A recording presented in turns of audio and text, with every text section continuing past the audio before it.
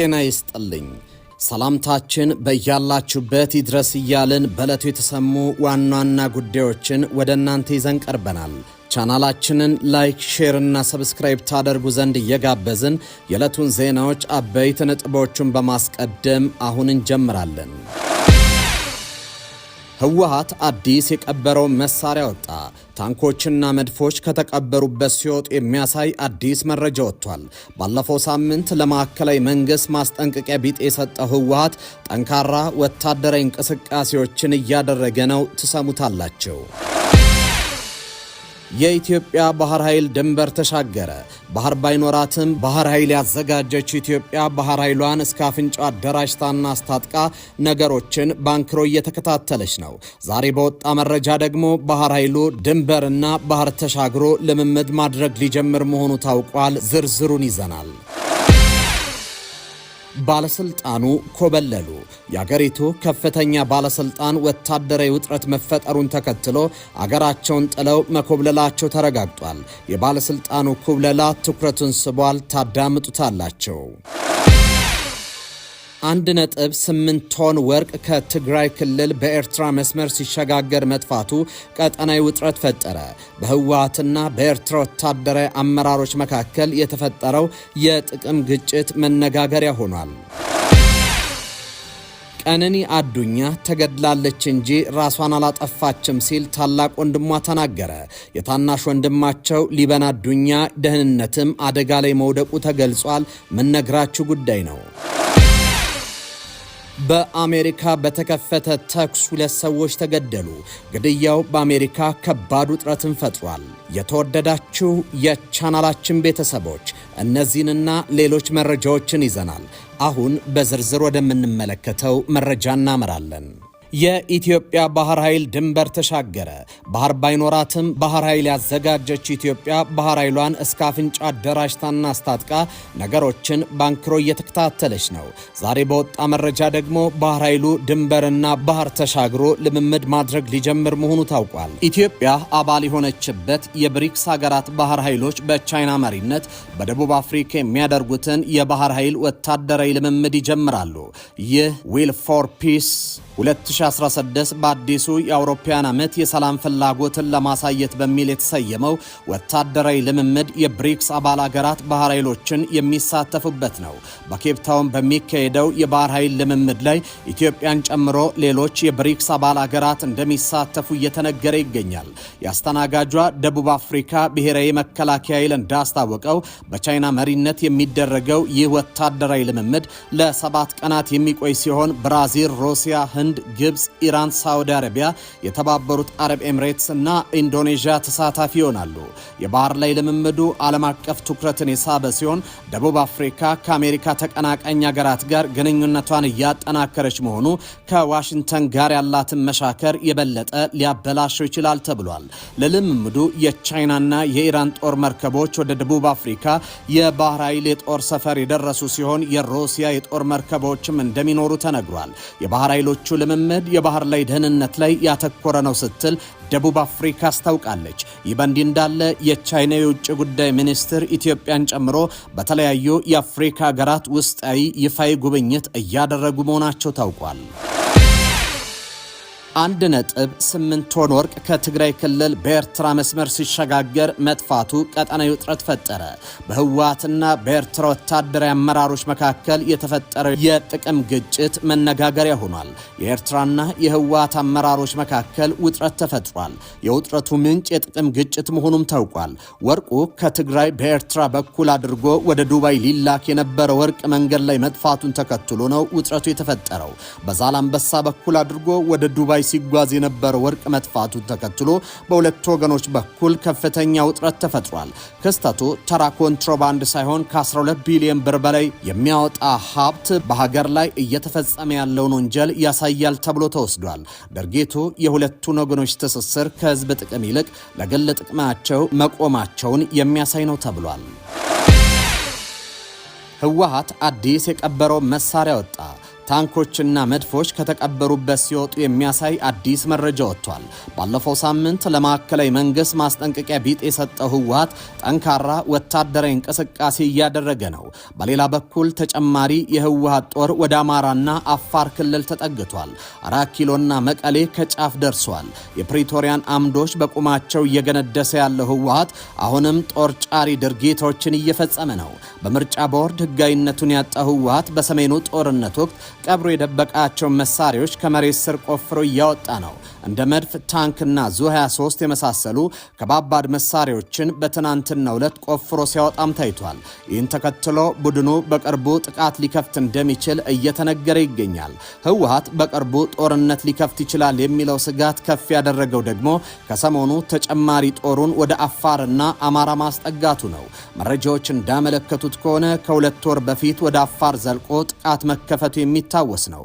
አሁን ደግሞ ተጨማሪ ጥቃት ለመክፈት ከባባድ መሳሪያዎቹንና ወታደሮቹን ወደ አማራና አፋር እያስጠጋ ስለመሆኑ ተዘግቧል። ወደ አማራ ክልል በራያ በኩል ከባድ መሳሪያዎቹን አስጠግቷል የተባለ ሲሆን በዚህም ከመከላከያ ሰራዊቱ ጋር ፍጥጫ ውስጥ ገብቷል።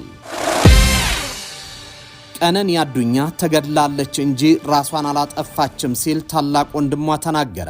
የታናሽ ወንድማቸው ሊበን አዱኛ ደህንነትም አደጋ ላይ መውደቁን ተገልጿል። የቀነኒ አዱኛ አሳዛኝ የህልፈት ዜና አሁንም መላውን ህዝብ እያስቆጣ ባለበት በዚህ ወቅት ታላቅ ወንድሟ ለማ አዱኛ ላለፉት ቀናት ይዞት የነበረውን ዝምታ በመስበር እጅግ ዘግናኝ ልብ የሚሰብሩ መረጃዎችን ይፋ አድርጓል። ለማ አዱኛ በሰጠው ምስክርነት እህቱ ቀነኒ በምንም አይነት ሁኔታ ራሷን ለመጉዳት ፍላጎትም ሆነ ሐሳብ እንዳልነበራት ገልጾ አስከሬኗን ቤት ውስጥ በተመለከተበት ወቅት ህይወቷ እንዲያልፍ የተደረገው እዚያው እንደሆነ መረዳቱን ገልጿል። ለማ እንደሚለው ከሆነ የቀነኒ አስክሬን በያኔት ሆስፒታል በኩል አልፎ ወደ ሚኒሊክ ሆስፒታል ሲወሰድ ቤተሰቦች ሳያዩት በሚስጥር ሊቀበር ታቅዶ የነበረ ቢሆንም እሱ ግን በጉልበት ሳጥኑን ከፍቶ ለመመልከት በቻለበት ወቅት እህቱ ላይ ምንም አይነት ጭረት ወይም የተሰበረ አጥንት አለመኖሩን አረጋግጧል። ለምን እኛ ሳናይ ሊቀብሯት ፈለጉ የሚለው ጥያቄ እስካሁን መልስ ያላገኘ ሲሆን አንዳንድ የመንግስት ባለስልጣናት ከተጠርጣሪ ጋር በመተባበር ቤተሰቡ ዝም እንዲል ጫና ሲያደርጉባቸው እንደነበር፣ አሁን ግን እውነታው ለዓለም ይፋ መሆኑን ስላለበት ድምፁን ለማሰማት መወሰኑን ለማ አዱኛ አስታውቋል። ሌላው እጅግ አሳሳቢው ጉዳይ እውነቱን አውጥቷል በሚል የታናሽ ወንድማቸውን ሊበን አዱኛ ደህንነት አደጋ ላይ መውደቁ ነው። ሊበን ሚስጥር አውጥታል በሚል የማስፈራሪያ መልእክቶች እየደረሱት መሆኑ ለማ ገልጾ በወንድሙ ላይ ጉዳት እንዳይደርስ ስጋቱን ገልጿል። ባለስልጣኑ ኮበለሉ። የአገሪቱ ከፍተኛ ባለስልጣን ወታደራዊ ውጥረት መፈጠሩን ተከትሎ አገራቸውን ጥለው መኮብለላቸው ተረጋግጧል። የባለስልጣኑ ኩብለላ ትኩረትን ስቧል። በየመን የሚንቀሳቀሰው ተገንጣይ ቡድን የደቡብ ሽግግር ምክር ቤት ኤስቲሲ መሪ አይድዋሩስ አልዙበይዲ በሶማሌላንድ በኩል አድርገው ወደ ተባበሩት አረብ ኤምሬት መኮብለላቸውን በሳውዲ አረቢያ የሚመራው ጥምር ጦር አሳውቋል። ጥምር ጦሩ በዛሬው ዕለት ባወጣው መግለጫ እንዳመለከተው አልዙበይዲ በሪያድ ተከታታይ የሰላም ንግግሮች እንዲሳተፉ በታቀደው መሰረት ሳይገኙ ቀርተዋል። መሪው ረቡዕ ዕለት በሌሊት ከኤደን ወደ ሶማሌላንድ በርበራ ወደብ በመጓዝ ጀልባ ተሳፍረው በውድቅት ሌሊት ማምለጣቸው በመግለጫው ተጠቁሟል። እንደ መግለጫው ከሆነ አልዙበይዲ በርበራ ከደረሱ በኋላ ከተባበሩት አረብ ኤምሬት መኮንኖች ጋር በመሆን በአውሮፕላን ወደ ሶማሊያ ዋና ከተማ ሞቃዲሾ ተጉዘዋል። አውሮፕላኑ በኦማን ባህረ ሰላጤ ላይ ሲበር ማንነቱን የሚገልጹ የኤሌክትሮኒክስ ስርዓቶችን አጥፍቶ የቆየ ሲሆን በአቡዳቢ ወደሚገኘው አላሪፍ ወታደራዊ አየር ማረፊያ ለመድረስ 10 ደቂቃ ሲቀረው መልሶ አብርቷል ሲል ጥምረቱ በዝርዝር አስታውቋል። ጉዳዩን አስመልክቶ ከደቡብ ሽግግር ምክር ቤትም ሆነ ከተባበሩት አረብ ኤምሬትስ የተሰጠ መግለጫ የለም። ድርጊቱ የሚረጋገጥ ከሆነ በአቡዳቢ የሚደገፈው የደቡብ ሽግግር ምክር ቤት በታህሳስ ወር በሪያድ በሚደገፉት የየመን መንግስት ወታደሮች ላይ ጥቃት ከሰነዘረ በኋላ በሳውዲ አረቢያና በተባበሩት አረብ ኤምሬትስ መካከል የተፈጠረውን ቅራኔ ይበልጥ ሊያባብሰው ይችላል ተብሏል። አንጋፋው የስፖርት ጋዜጠኛ ገነነ መኩሪያ ሊብሮ ሕይወት ማለፍ ጋር በተያዘ ተጠርጥረው በፖሊስ ቁጥጥር ስር የሚገኙት የባለቤቱ ወይዘሮ አስቴር አየለና የአቶ ይታየው ምትኬ የጊዜ ቀጠሮ ምርመራ መዝገብ በፍርድ ቤት ተዘጋ። የፌዴራል የመጀመሪያ ደረጃ ፍርድ ቤት አራዳ ምድብ አንደኛ የጊዜ ቀጠሮ ችሎት ማክሰኞ ታህሳስ 28 ቀን በዋለው ችሎት ፖሊስ በተጠርጣሪዎቹ ላይ ተጨማሪ የምርመራ ጊዜ እንዲሰጠው ያቀረበውን ጥያቄ ውድቅ በማድረግ መዝገቡን ዘግቶታል። ፍርድ ቤቱ ከዚህ በኋላ በዚህ መዝገብ ላይ ተጨማሪ የጊዜ ቀጠሮ መፍቀድ አይችልም የሚል ውሳኔ ማሳለፉን ምንጮች አረጋግጧል። ይሁን እንጂ ፍርድ ቤቱ የምርመራ መዝገቡን ቢዘጋም የሟች ባለቤት ወይዘሮ አስቴር አየለና አቶ ይታየው ምትኬ አሁንም በፖሊስ ቁጥጥር ስር ይገኛሉ። ይህን ተከትሎ የተጠርጣሪዎቹ ጠበቆች ደንበኞች የምርመራ መዝገቡ ከተዘጋ በኋላ በስር መቆየታቸው ሕገወጥ ነው በማለት አካልን ነፃ የማውጣት አቤቱታ ለፍርድ ቤት ማስገባታቸው ተሰምቷል። ጋዜጠኛ ገነነ መኩሪያ ከዚህ ቀደም ባጋጠመው የጋንግሪን ህመም ምክንያት የቀኝ እግሩን ያጣ ሲሆን ይህን ተከትሎ በድብርትና ከሰዎች በመራቅ ዋካንዳ በተባለ ሆቴል ውስጥ ያርፍ ነበር። ጥር 12 ቀን 2016 ዓ.ም በዚህ ሆቴል ህይወቱ አልፎ የተገኘ ሲሆን ከወራት በኋላ ቤተሰቦቹ በጋዜጠኞቹ አሟሟት ላይ ጥርጣሬ እንዳላቸው መግለጻቸውንና ሚዲያዎቹም ቀጥተኛ ምስክር አለ ብለው መዘገባቸውን ተከትሎ ፖሊስ ምርመራ ሲያደርግ ቆይቷል። ከሁለት ወራት በፊት ፖሊስ ወይዘሮ አስቴርን አቶ ይታየው ምትኬንና የሆቴሉን ባለቤት በቁጥጥር ስር አውሎ የነበረ ሲሆን የሆቴሉ ባለቤት ቀደም ብለው መለቀቃቸው ይታወሳል።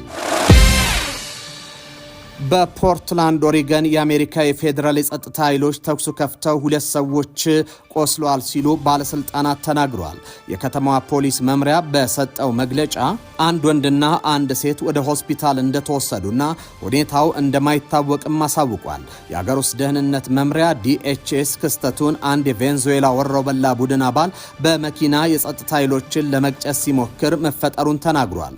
በሚኒያፖሊስ አንድ የፌዴራል የጸጥታ ኃይል አንዲት ሴት መግደሉን ተከትሎ በአሜሪካ ከተሞች ውስጥ የፌዴራል ሕግ አስከባሪ ተግባራትን በመቃወም ተቃውሞ መከሰቱን ተከትሎ ያጋጠመ ክስተት መሆኑ ታውቋል።